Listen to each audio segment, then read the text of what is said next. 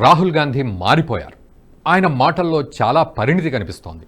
ఇటీవలి కాలంలో కాంగ్రెస్ శ్రేణులతో పాటు కొందరు ఇండీ కూటమి నేతల నుంచి వినిపిస్తున్న మాటలివి. మాటల్లో పరిణితి మాట అటుంచితే వ్యాఖ్యల వెనక ఏదో తెలియని వ్యూహం మాత్రం కనబడుతోంది.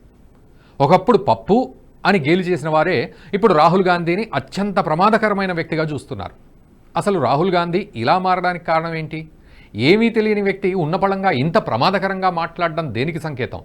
రాహుల్ గాంధీని ఎవరైనా వెనకుండి నడిపిస్తున్నారా?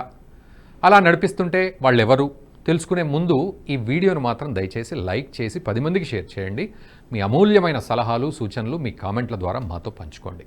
అలాగే వీడియో డిస్క్రిప్షన్లో ఉన్న నేషనలిస్ట్ హబ్ వాట్సాప్ ఛానల్ను ఫాలో చేసి ప్రతి అప్డేట్ని మిస్ అవ్వకుండా చూడండి. నేషనలిస్ట్ హబ్ ఛానల్ను సబ్స్క్రైబ్ చేసుకుని జాతీయవాద జర్నలిజాన్ని ప్రోత్సహించండి. రాహుల్ గాంధీ ప్రస్తుతం అనేక విషయాలు ప్రస్తావిస్తున్నారు. అగ్నివీర్, కులగణన, రిజర్వేషన్లు, బడ్జెట్ లాంటి అనేక అంశాలపై తనదైన శైలిలో వ్యాఖ్యానించే ప్రయత్నం చేస్తున్నారు.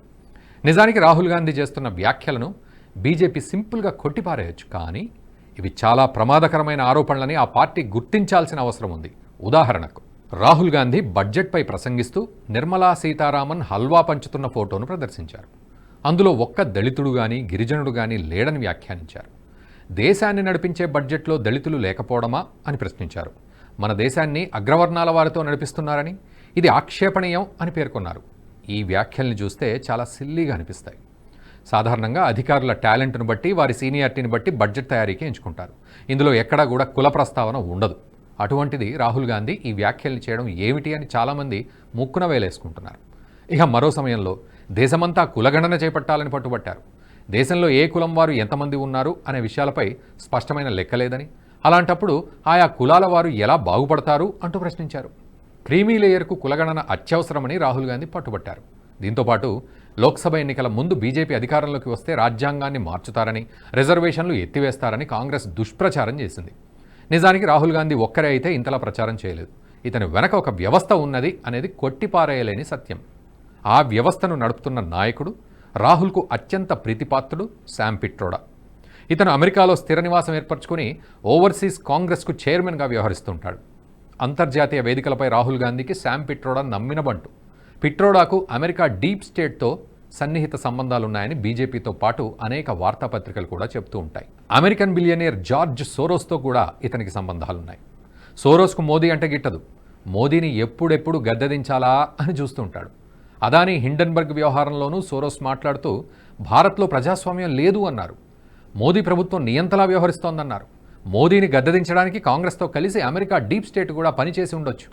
జార్జ్ సోరోస్కు రెజీమ్ చేంజర్ అని పేరుంది. అమెరికాకు ఎవ్వరూ నచ్చకపోయినా వారిని గద్దెదించేందుకు తీవ్రంగా ప్రయత్నిస్తాడు సోరోస్. ఇందుకు అనేక పద్ధతులు ఉపయోగిస్తాడు. ముఖ్యంగా జీన్ షార్ప్ థియరీని పకడ్బందీగా అమలు చేయడంలో సోరోస్ దిట్ట. ఇందుకు ప్రతిపక్షాలను ఉపయోగించుకుంటాడు. ఇక అమెరికాలో మరికొద్ది నెలల్లో ఎన్నికలు జరగనున్నాయి. అక్కడ అధ్యక్ష పదవి కోసం కమలా హ్యారిస్, ట్రంప్ పోటీ పడుతున్నారు. ట్రంప్ అంటే సోరోస్కు గిట్టదు.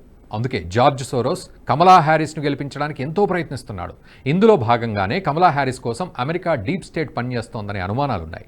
నిజానికి అదే డీప్ స్టేట్ రాహుల్ గాంధీ కోసం పనిచేస్తోంది. ఇలా చెప్పడానికి బలమైన కారణాలే ఉన్నాయి. ఉదాహరణకు కమలా హ్యారిస్ ఎన్నికల స్పీచ్లు చూస్తే అర్థమవుతుంది. ఆమె ఎక్కువగా ట్రంప్ నియంత అని, అతను గనక మరోసారి గెలిస్తే అమెరికాలో ఇక ఎన్నికలు ఉండవని చెబుతోంది. సరిగ్గా ఇదే తరహాలో లోక్సభ ఎన్నికల సమయంలో కాంగ్రెస్ పార్టీ ప్రచారం నిర్వహించింది. రాహుల్ గాంధీతో పాటు కాంగ్రెస్ పార్టీ మోదీ నియంత అని, మరోసారి అధికారంలోకి వస్తే రాజ్యాంగాన్ని రద్దు చేస్తారని దుష్ప్రచారం చేశారు. దీంతోపాటు రిజర్వేషన్లు కూడా తొలగిస్తారని అబద్ధపు ప్రచారం చేశారు. నిజానికి ఈ వ్యాఖ్యలు ఓటర్లపై తీవ్ర ప్రభావాన్ని చూపుతాయి. రిజర్వేషన్లు, రాజ్యాంగం అన్నవి యావత్ ప్రజానీకానికి సంబంధించిన అంశాలు. కులాలతో సంబంధం లేకుండా అందరూ వీటిని కోరుకుంటారు. అందుకే ఈ ప్రచారం చాలామందిపై ప్రభావం చూపింది. నిజానికి భారత రాజ్యాంగాన్ని మార్చడం అంత ఈజీ పని కాదు.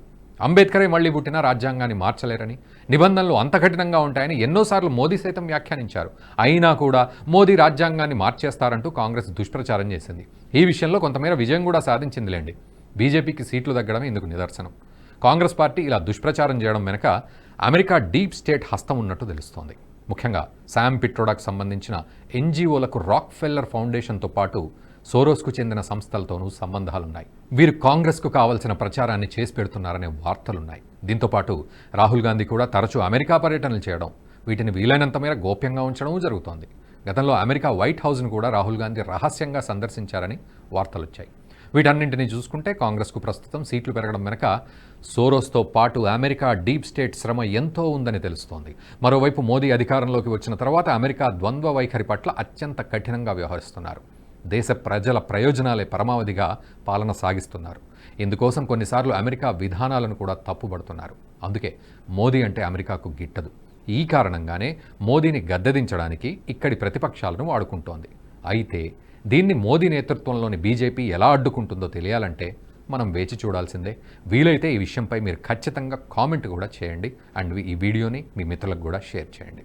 ఈ వీడియో మీకు నచ్చినట్టయితే లైక్ చేయండి, 10 మందికి షేర్ చేయండి. అలాగే కామెంట్ల రూపంలో మీ అభిప్రాయాలను మాతో పంచుకోండి. Nationalist hub group of channels ను సబ్స్క్రైబ్ చేసుకుని తెలుగునాట జాతీయవాద జర్నలిజాన్ని ప్రోత్సహించండి. ఈ వీడియో కింద ఉన్న బెల్ ఐకాన్ పై క్లిక్ చేయడం మర్చిపోవద్దు.